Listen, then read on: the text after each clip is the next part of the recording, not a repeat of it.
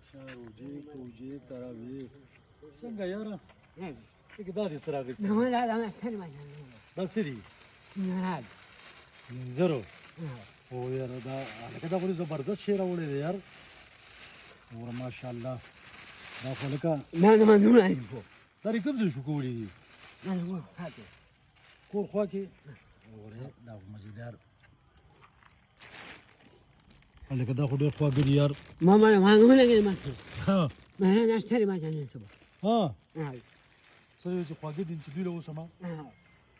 دا ګل محمود کاکا دی چې دا زمونږ ډېر پخوانی خپل دی یار ازا نور ښه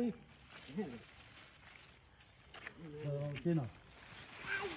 ها څنګه یې نورو براوخېجه ها کور حالت خو ها